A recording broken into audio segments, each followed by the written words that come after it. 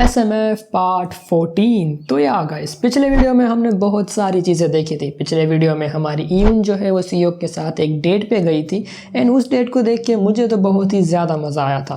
आज के वीडियो में हमारा सियोक जो है वो नायोन के साथ डेट के ऊपर जाने वाला है एंड उसके आगे जो हरकतें होंगी वो देखने में तुम्हें बहुत ही ज़्यादा मज़ा आएगा। तो अगर तुम्हें ये सीरीज़ देखने में मज़ा आ रहा है तो वीडियो को लाइक ज़रूर करना, चैनल पर नए हो बेशक सब्सक्राइब करना, क्योंकि ये वीडियो इस सीरीज़ का आखिरी वीडियो होने वाला है। तो बिना किसी देरी के शुरू करते हैं आज का वीडियो। Let's begin. वीडियो की शुरुआत वहीं से होती है जहां पर हमने पिछला वीडियो जो है एंड किया था। हमारी ईयून जो है वो नायोन को सब कुछ बता रही होती है कि किस हिसाब से उसने सियोक के साथ टाइम स्पेंड किया, जिससे हमारी नायोन जो है वो बहुत ही ज़्यादा जेलस हो जाती है। एंड आज के वीडियो में हमारी नायोन जो है वो सियोक के साथ डेट पर जाएगी, लेकिन उसने अपने गले पे एक कॉलर पहन रखा है। अब आई डोंट नो कि उसने ये कॉलर क्यों पहन कर रखा है, लेकिन ये दोनों जो है वो डिसाइड करते हैं कि ये दोनों एक मूवी देखने जाएंगे। अब वहाँ पर जो है एक बंदा होता है जो इन लोगों के साथ ही मूवी देख रहा होता है एंड वो बंदे को जो है वो वाइब्रेशंस की आवाज़ें आ रही है। अब ये कौन सी वाइब्रेशंस हैं उसके बारे में मैं कुछ नहीं जानता। वो बंदा जो है वो नायोन की तरफ देख के ये बोलता है कि तुम्हारा मोबाइल जो वाइब्रेट हो रहा है उसको बंद कर दो, लेकिन उस बंदे को नहीं पता कि इस वक्त नायोन का मोबाइल नहीं कुछ और चीज़ ही वाइब्रेट हो रही है एंड हमारे सियोक के हाथ में उस चीज़ का रिमोट भी है। तो हमारा सियोक जो है वो वाइब्रेशन की इंटेंसिटी को बढ़ा देता है, जिसकी वजह से हमारी नायोन जो है वो अपनी फीलिंग्स को या फिर अपनी आवाज़ को कंट्रोल नहीं कर पाती एंड ये दोनों थिएटर के कोने में वो हरकतें करते हैं जो मुझे नहीं बतानी चाहिए। या मतलब इन दोनों ने थिएटर के कोने में एक पूरा राउंड कंप्लीट कर दिया। बाद में हमारा सियोक नायोन को सजेस्ट करता है कि क्यों ना हम कुछ होटल में जाएं और वहाँ पर अपना टाइम स्पेंड करें, जिस बात के ऊपर नायोन भी अग्री कर देती है। एंड अब होटल में पहुँचने के बाद हमारा सियोक जो है वो वहाँ पर ईयून को भी बुला लेता है। अब हमारे सियोक के सामने नायोन भी है एंड ईयून भी है, तो अब ये तीनों क्या करेंगे? अब वो मुझे नहीं पता। जब हमारा सियोक जो है वो इन दोनों को सेटिस्फाई कर देता है, वो सोचता है कि अब सिर्फ यूमी बची है जिसके साथ वो टाइम स्पेंड करना चाहेगा। तो हमारा सियोक जो है वो उसी दिन फटाफट यूमी के घर तक पहुंच जाता है। वहाँ पर वो दोनों जो है वो थोड़ी सी बातें वगैरह करते हैं एंड एंड में हमारी यूमी जो है वो सियोक के पास आके ये कहती है कि तुम्हें अपनी हैप्पीनेस को वेस्ट नहीं करना चाहिए, तुम्हें वही चीज़ करनी चाहिए जो तुम्हें हैप्पी कर सके। अब ये बात जो है वो ना मुझे समझ में आई ना सियोक को समझ में आई एंड ऊपर से यूमी का ये वाला लुक देख के हमारा सियोक जो है कुछ ज़्यादा कर नहीं पाता, तो वो मायूस होकर सीधा नायोन के घर आ जाता है, जहाँ पर नायोन जो है वो सियोक से ये पूछती है कि आज तो तुम्हारी डेट थी यूमी के साथ, तो तुम इतनी जल्दी यहाँ पर कैसे आ गए? अब हमारा सियोक जो है वो कुछ बताता नहीं और सीधा नायोन से ये पूछता है कि क्या नायोन सियोक से शादी करेगी? अब हमारी नायोन को भी एक्सपेक्टेशन थी नहीं कि सियोक जो है वो सीधा ये ही सवाल पूछेगा, जिसकी वजह से हमारी नायोन जो है वो बहुत कुछ सोचने लगती है। उसने तो अपने दिमाग में ऐसी इमेजिनेशन बना ली है कि उसकी और सियोक की शादी भी हो चुकी है, जिसको देख के ईयून बहुत ही ज़्यादा जेलस है। हमारी नायोन जो है वो बहुत कुछ सोचती है। उसके बाद वो सियोक से ये कहती है कि वो सियोक से शादी ज़रूर करेगी, लेकिन तब तक सियोक जो है वो थक चुका होता है, तो वो वहीं पर ही सो जाता है। एंड इस मोमेंट पर हमारी नायोन के चेहरे के ऊपर एक हल्की सी स्माइल भी है। अब जैसे हमारा सियोक जो है वो वापस जागता है, वो देखता है उसके सामने ईयून मौजूद है, उसके सामने नायोन भी है एंड उसके सामने यूमी भी है।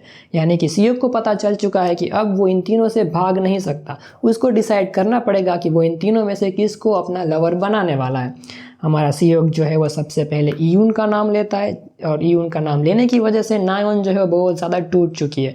फिर वो नायोन का भी नाम लेता है कि उसे नायोन बहुत ज़्यादा पसंद है एंड एट दी एंड वो यूमी का भी नाम लेता है एंड एट दी एंड वो हमारी स्टेप मदर का भी नाम लेता है। पीछे मुड़ के ये कहता है कि तुम बाहर आ सकती हो। हाँ, हमारी स्टेप मदर जो है वो इन चारों की बातें सुन रही थी छुप के, लेकिन अब उसे पता चल चुका है तो वो बाहर आ जाती है। कुछ टाइम के लिए हमारी स्टेप मदर जो है वो सियोक को कुछ बोल नहीं पाती, लेकिन वो अपनी फीलिंग्स को भी कंट्रोल नहीं कर पाती है ना। वो लोग क्या कर रहे हैं मुझे नहीं पता। इस वक्त हमारे सियोक के सामने उसकी स्टेप मदर है, उस नायोन है, ऊपर से यूमी भी है एंड ईयून भी है, संपूर्ण निर्वस्त्र परिस्थिति में। यानी कि ये 5 लोग क्या करेंगे अब वो मुझे तुम्हें बताने की ज़रूरत नहीं है। सबसे पहले हमारा सियोक अपनी स्टेप मदर के ऊपर फोकस करता है एंड तब तक बाकी की 3 लड़कियां जो है वो अपनी बारी का इंतज़ार करती है।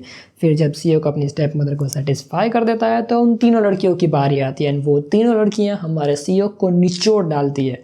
फिर वो हमारा सियोक जो है वो बहुत कोशिश करने के बाद इन तीनों को भी सेटिस्फाई कर देता है एंड फिर दोबारा हमारे स्टेप मदर की बारी आती है। अब ये जो साइकिल है वो करीब करीब 12 चैप्टर्स चलती है। लिटरली 12 चैप्टर से मैं बस एक ही चीज़ें देखे जा रहा हूँ कि हमारा सीईओ इन चारों लड़कियों के साथ कैसे अपना टाइम स्पेंड कर रहा है। लेकिन एट द एंड जो भी हो, हमारा सीईओ जो है वो इन चारों के चारों लड़कियों को सेटिस्फाई कर देता है। एंड तभी हमारा सीन थोड़ा सा शिफ्ट होता है। हम देखते हैं सीईओ एंड उसकी स्टेप मदर जो है वो उसको डैड को मिलने जा रहा है, क्योंकि पिछले वीडियो में हमारे सीईओ और उसके डैड के बीच में एक छोटी सी डील हुई थी। हमारी स्टेप मदर जो है वो बहुत ज़्यादा चिंतित होती है क्योंकि उसे नहीं पता कि इसका आउटपुट क्या आने वाला है। एंड हमारा सीईओ जो है अपनी स्टेप मदर से ये कहता है कि तुम चिंता मत करो, आज के दिन सीईओ जो है वो सब कुछ सेटल कर देगा। हमारा सीईओ जो है वो अपने डैड से मिलने जाता है। फिर उन दोनों का क्या डिसीजन आता है वो हमें बताया नहीं जाता। सीन थोड़ा सा शिफ्ट होता है। हमारा सीईओ जो है एक दूसरी सिटी पहुंच चुका है जहां पर वो बहुत ही ज़्यादा खुश है, क्योंकि इस सिटी में हमारे सीईओ की शादी होने वाली है। जी हाँ, हमारे सीईओ के लिए सारी की सारी शादी की तैयारियां हो चुकी है, कैमरा सब कुछ आ चुके हैं, लेकिन गेस्ट के नाम पे कोई ज़्यादा गेस्ट आए नहीं हैं, क्योंकि आज के दिन हमारा सीईओ जो है वो एक नहीं 3 लड़कियों के साथ शादी करने वाला है। जी हाँ, हमारा सीईओ जो है वो वेडिंग के लिए थोड़ा सा लेट पहुँचता है, जिसकी वजह से नायन उसके ऊपर थोड़ी सी गुस्सा होती है।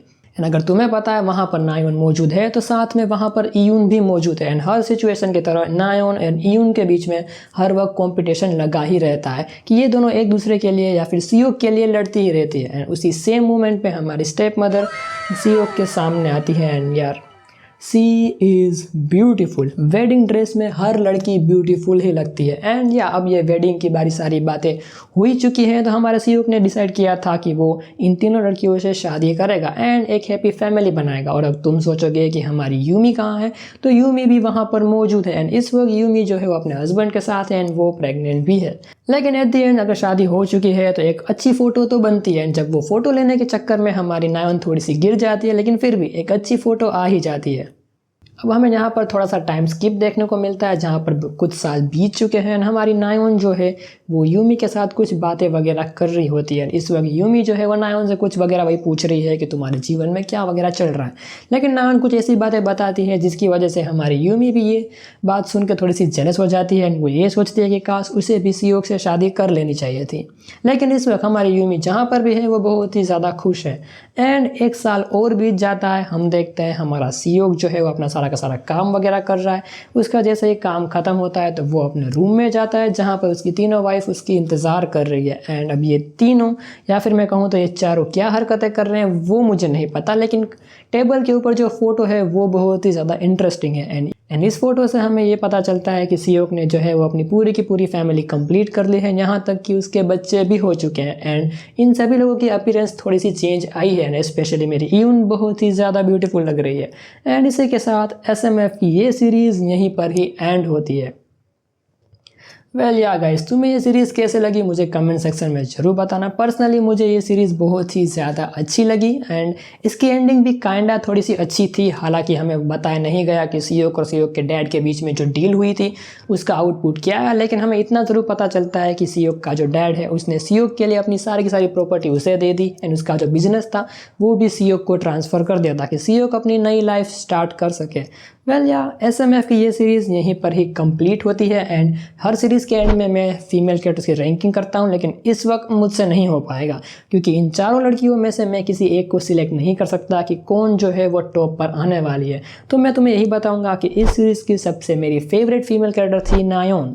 एंड उसका मेन रीज़न यही है कि नायन जब पहली बार सीईओ से मिली थी वो थोड़ी सी उसके साथ मस्ती वगैरह कर रही थी, लेकिन जैसे जैसे वो सीईओ के साथ कनेक्शन में आती है, उसके साथ रिलेशन बनाती है, वो धीरे धीरे सीईओ को नेचुरली प्यार करने भी लगती है। एंड नायन एक ऐसी लड़की थी जिसके पास एक जेन्युइन रीज़न था वो सारी वीडियोज़ के ऊपर काम करने का, क्योंकि वो अपनी बहन की पढ़ाई का खर्चा उठाना चाहती थी। एंड सब कुछ उसने सेक्रीफाइस किया था, जिसकी वजह से नायन मुझे बहुत ही ज़्यादा पसंद आई।